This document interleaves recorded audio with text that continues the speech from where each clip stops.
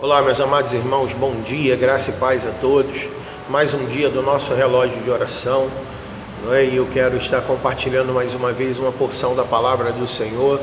E eu quero, para tal, utilizar o texto que está em Filipenses, no capítulo 4, verso 8 e verso de número 9. Filipenses, capítulo 4, verso 8 e verso de número 9, diz assim a palavra do Senhor: Finalmente, irmãos, tudo que é verdadeiro, tudo que é respeitável, tudo que é justo, tudo que é puro, tudo que é amável, tudo que é de boa fama, se alguma virtude há e se algum louvor existe, seja isso o que ocupe o vosso pensamento.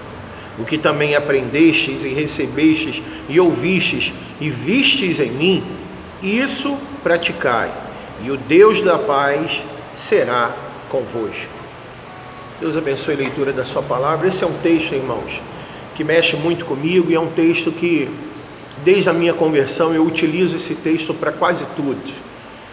E é interessante que ele está inserido nessa epístola que o apóstolo Paulo escreve para a igreja em Filipos. E alguns teólogos acreditam que o apóstolo Paulo escreve essa carta estando aprisionado. E é interessante que o apóstolo Paulo conhecia muito bem a igreja de Filipos. Isso está em Atos, no capítulo 16, você percebe todo o contexto da sua segunda viagem missionária. Diz a Bíblia que ele tem o desejo no seu coração de seguir caminho para a Ásia e ali apregoar o Evangelho de Jesus Cristo. Mas diz a Bíblia que mesmo com o desejo no seu coração de pregar o Evangelho na Ásia, ele foi impedido pelo Espírito Santo. E diz a Bíblia também que logo após esse impedimento, ele se deita e à noite ele tem uma visão, onde ele encontra nessa visão, uma visão do Senhor dizendo que aparece um varão macedônio dizendo a ele: olha, passe a Macedônia e ajuda-nos. Não é que Deus não tinha propósito na Ásia, não é que na Ásia não haviam ali irmãos que precisavam ser fortalecidos. Não quer dizer com isso que não haviam vidas ali que precisavam se redimir diante de Jesus Cristo, não. Deus tinha um propósito para a Ásia, mas o apóstolo Paulo já tinha ido até a Ásia na sua primeira viagem missionária, mas agora o Senhor dá uma outra direção ao seu apóstolo e caminha ele agora na direção da Macedônia, e diz a Bíblia que ele segue um caminho, vai pelo rio. Aquela época, num período bem nômade, né, de muita escassez de água, numa região assim muito árida, e o apóstolo Paulo, como todos aqueles que migravam, todos os nômades, procuravam fazer suas viagens beirando os rios. E agora o apóstolo Paulo segue o caminho para a Macedônia e ele vai em direção a esse rio, que logo ali ele chega numa cidade de Filipos, uma cidade portuária, uma cidade que tinha um forte comércio, uma cidade que poderíamos dizer que era uma cidade rica. E ali à beira do rio ele encontra uma mulher chamada Lídia, e essa mulher ali ela recebe a Jesus Cristo após o apóstolo Paulo falar do amor de Cristo para essa mulher. E essa mulher não somente se converte, mas pede para que o apóstolo Paulo e Silas pudessem estar com ela em sua casa, e as portas da sua casa são abertas, e ali se inicia na igreja, na casa de Lídia. A igreja de Filipos tem início exatamente ali. O apóstolo Paulo, é claro, dava, as suas saídas, ia até o centro da cidade de Filipos, dissertar nas praças e falar do amor de Cristo, mas todas as vezes que o apóstolo Paulo e Silas estavam juntos falando ali e apregoando o reino de Deus, havia uma jovem que estava possessa de espíritos de adivinhação, que em todo o tempo ela ficava perturbando o apóstolo Paulo e Silas, não é? Até que diz a Bíblia que chegou o momento que o apóstolo Paulo virou para essa menina, essa moça, não é? E expulsou os demônios que haviam naquela moça, e isso deixou os seus senhores, que ganhavam muito dinheiro em cima das adivinhações, não é, que os espíritos malignos faziam através daquela moça, ficaram irados, porque isso abateu a questão financeira, né, e todo o ganho que eles tinham, todo o lucro que eles tinham. E diz a Bíblia que eles ficaram revoltados, não é? Incitando a população, incitando os policiais, não é? E chegaram ali de fato, não é? Os soldados. E diz a Bíblia que logo depois do apóstolo Paulo receber muitos açoites, ele foi aprisionado junto com Silas. E diz a Bíblia, nós conhecemos muito bem essa história, que por volta da meia-noite o apóstolo Paulo e Silas, juntamente com eles, adoravam ao Senhor. Diz a Bíblia também que logo depois dessa adoração, eles receberam como resposta do Senhor um grande terremoto, onde o Senhor abalou todo o alicerce e toda a estrutura daquela prisão. Os grilhões, não é, e as celas foram arrebentadas. E quando o carcereiro chegou naquele local, tudo já estava, os prisioneiros já estavam soltos, não é? Tudo praticamente em ruína. Ele sabia que ele seria punido com a morte, porque ele era responsável, né, por todos os prisioneiros que ali estavam. Mas o apóstolo Paulo, vendo que ele ia se suicidar, disse a ele: não te faças mal nenhum, nós estamos todos aqui. O carcereiro ficou impressionado com aquilo e fez uma pergunta que nós conhecemos muito bem, dizendo: o que faço para receber o Senhor? O que faço para ser salvo? O apóstolo Paulo dá uma resposta muito conhecida de todos nós e que nós utilizamos até mesmo como palavra para evangelismo, não é? Crê no Senhor Jesus e será salvo tu e a tua casa.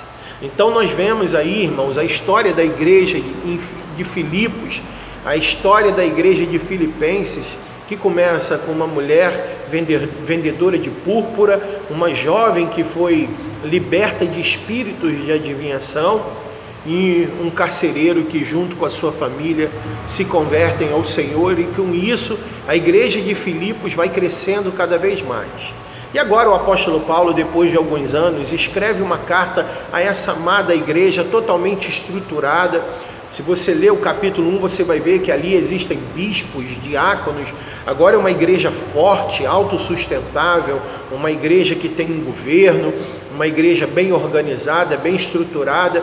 E o apóstolo Paulo escreve agora uma epístola elogiando tremendamente essa igreja, por todo o auxílio financeiro, por toda a ajuda dessa igreja, pelo comportamento doutrinário dessa igreja. E claro, o apóstolo Paulo nessa carta dá alguns conselhos, não é? E pede para que eles tomem alguns cuidados com algumas heresias e com algumas pessoas sorrateiras que se envolviam e que tentavam penetrar no seio da igreja. Mas ele escreve uma carta que é praticamente o resumo de tudo aquilo que o apóstolo Paulo sempre ensinou. Por mais que ele tenha uma carta doutrinária de amor, um contexto bem teológico, ele chega agora com muita simplicidade, antes da sua doxologia, antes de estar se despedindo dos seus amados irmãos da igreja de Filipos. Ele escreve esses 2 versos maravilhosos que diz assim, ó: finalmente. É como se ele estivesse dizendo: olha, o resumo de tudo aquilo que eu quero dizer para vocês, irmãos, olha, tudo que é verdadeiro, tudo que é respeitável, tudo que é justo, tudo que é puro, tudo que é amável, tudo que é de boa fama, e se alguma virtude há, e se algum louvor existe, seja isso que ocupe o vosso pensamento, que ocupe a vossa mente, que ocupe o vosso coração. Esse texto é maravilhoso, irmãos, porque nós estamos agora em quarentena, vivendo um momento de grande epidemia. Esse ano eu faço 50 anos e eu nunca me deparei com uma situação como essa, e acredito que seja esse também o seu pensamento. Há uma grande possibilidade de, depois de passarmos por essa pandemia, nós não encontrarmos o mundo como nós deixamos antes dessa epidemia. Nós vivemos agora um momento muito difícil no sentido sanitário, no sentido da saúde, mas quando tudo isso passar, nós encontraremos um caos financeiro, não é? Uma questão assim de desemprego muito alta, E nós estamos orando agora, pedindo ao Senhor uma solução, não somente para essa enfermidade, mas para que Deus dê sabedoria aos homens que estão na política e que estão agora tomando algumas decisões. E aliás, nós estamos vendo o mundo dividido. Nós temos agora pessoas que estão dizendo: abra o comércio, abra as indústrias, não é? Abra as empresas, porque nós vamos viver um período de desemprego muito grande. Já existem pessoas que estão nas suas casas numa reserva, financeira total, com escassez de quase tudo. E é claro, há entre nós irmãos abastados, irmãos que financeiramente têm como suportar um período grande, mas não é a realidade de todos. E agora vivemos um mundo dividido, em que alguns querem trabalhar, alguns querem ir para as ruas, alguns querem voltar à sua normalidade, e percebemos que outros estão dizendo: retrocedam, fiquem em casa, tomem cuidado.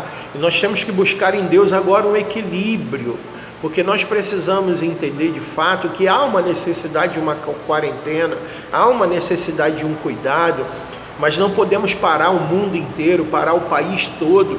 Existem algumas coisas que precisam estar funcionando e algumas coisas de fato estão funcionando, não é? A ciência, a medicina está funcionando, médicos e enfermeiros estão trabalhando 24 horas, postos de gasolina estão abertos, casas lotéricas, bancos, não é? O comércio, principalmente no setor de alimentos, de medicação, estão abertos. Mas existem agora pessoas que estão desesperadas, pessoas que abriram a sua empresa agora estão totalmente desesperados, com dívidas batendo a sua porta, com funcionários para receber. Existem pessoas agora desprovidas de questões financeiras, aluguéis estão vencendo, não é? A luz está aí para ser cortada, a água, se bem que as autoridades estão impedindo as empresas de cortarem aquilo que é extremamente necessário. E acreditamos também que o consumo da luz, o consumo da água irá aumentar, e aumentar muito, com todo mundo em casa, as coisas ligadas. Então, nós vivemos um momento muito difícil. A grande questão é: o que eu faço logo depois que passar essa pandemia? O que eu faço logo depois que acabar essa quarentena? Porque eu vou encontrar um mundo muito dividido, uma situação financeira talvez muito crítica. O apóstolo Paulo dá um conselho para a igreja de Filipos, e que serve muito bem para a nossa contemporaneidade, para a nossa realidade agora, não é? Para que nós possamos trazer isso como praticidade para a nossa vida, que seja essa a nossa prática antes, durante e depois dessa quarentena e dessa pandemia. Olha o texto, o que diz, olha: finalmente, irmãos, preste atenção. O resumo de tudo aquilo que eu estou pregando, anunciando, é o que o apóstolo Paulo está dizendo. Ele está dizendo: olha, preste atenção, irmãos. O que você deve fazer? Olha, tudo que é verdadeiro. Irmãos, o evangelho é verdadeiro, e nós devemos ser verdadeiros.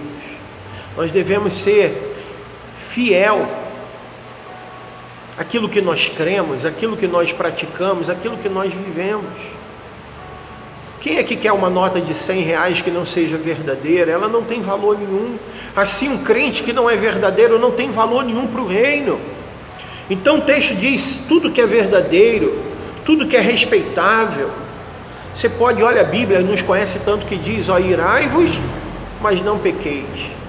Isso significa que, irmãos, que no momento da ira, porque momentaneamente nós podemos estar irados, e a Bíblia nos conhece e deixa esse texto bem claro, nós não devemos usar essa ira para pecar. Irai-vos, mas não pequeis.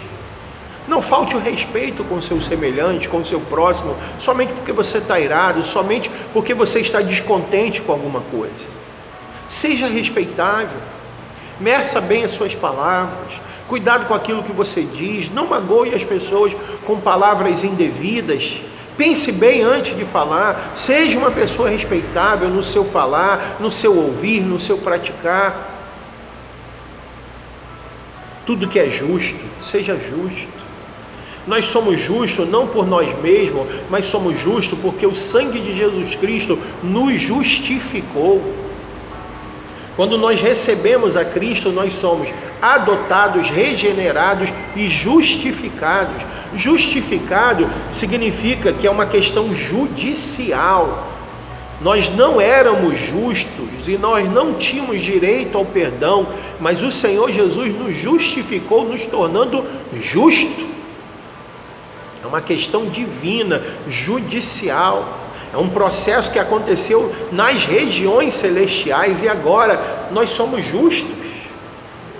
Tudo que é justo. E a palavra justo tem a ver com tudo que é correto, tudo que é transparente. A gente tem como símbolo da justiça a balança, não é? Dizendo ali que todos serão julgados de igual modo, que ali não há preferência. Eu gostaria que isso fosse verdade. É por isso que o apóstolo Paulo escreve: sejam justos, porque o Senhor Jesus nos justificou. Continua dizendo: olha, tudo que é puro, que haja pureza em nossos corações. A palavra puro vem de pio.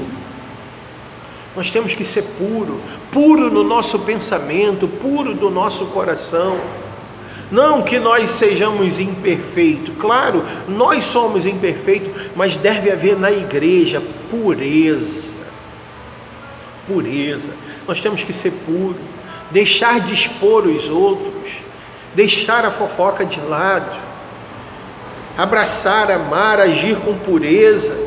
O apóstolo Paulo diz também que nós devemos amar um amor não fingido, é um amor puro, um amor que vem do coração do Senhor. A Bíblia diz: suportai-vos uns aos outros. Não é que eu suporto o meu irmão, não é que eu não ame ele tanto e eu somente suporto, não. Suporte significa que você vai suportar o seu irmão quando ele não conseguir ficar de pé. É um suporte, é uma estrutura, é um alicerce.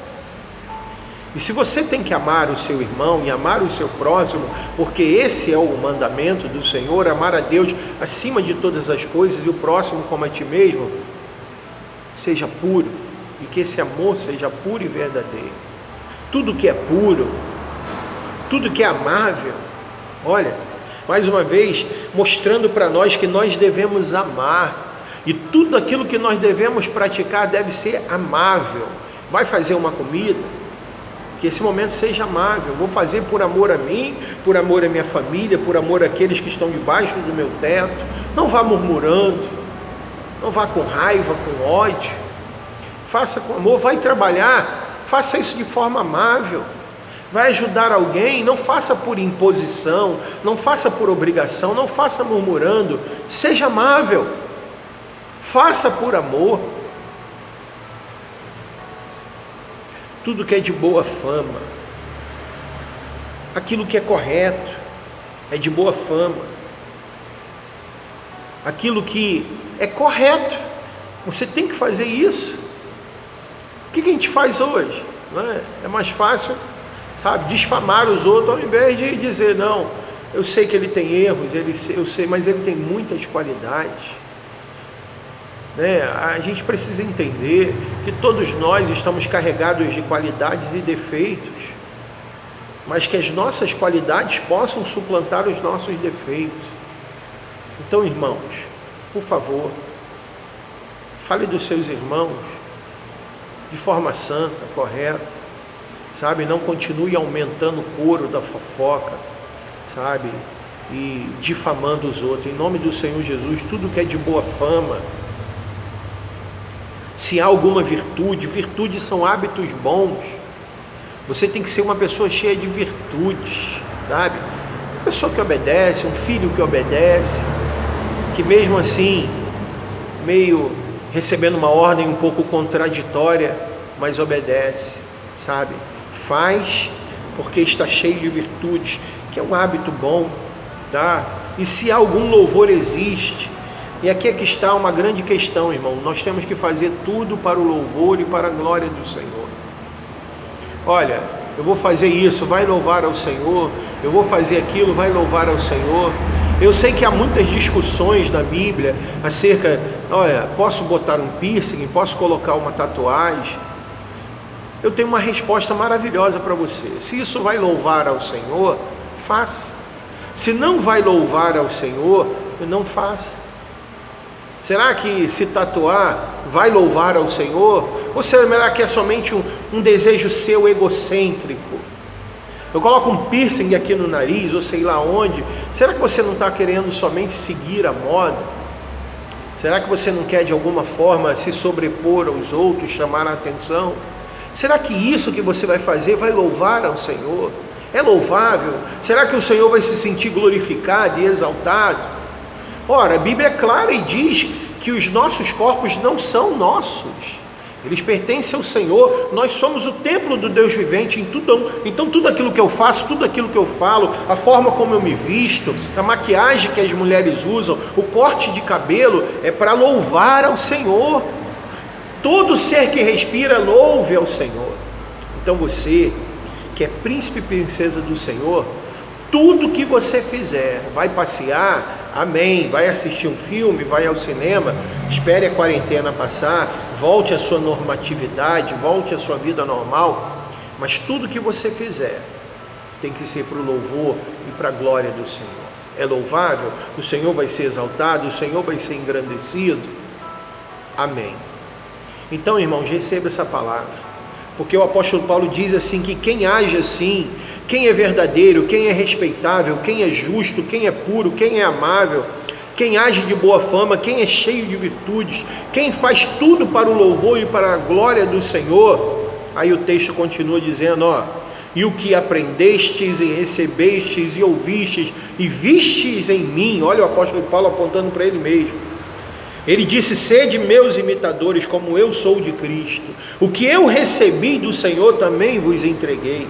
O apóstolo Paulo disse, eu estou crucificado com Cristo, já não mais vivo eu, mas Cristo vive em mim. E ele continua dizendo, olha, isso praticai. Pratique aquilo que é verdadeiro, pratique aquilo que é respeitável, pratique aquilo que é justo, pratique aquilo que é amável, pratique aquilo que é de boa fama, aquilo que é virtude, pratique o louvor no seu dia a dia. Louvar ao Senhor não é só estar na igreja, no culto público, ali diante dos irmãos louvando por 1 hora e meia, no máximo 2 horas. Isso não é louvar ao Senhor somente. Quando você sair pelas portas da casa de oração, o louvor continua, a adoração continua no seu dia a dia, no seu deitar, no seu levantar.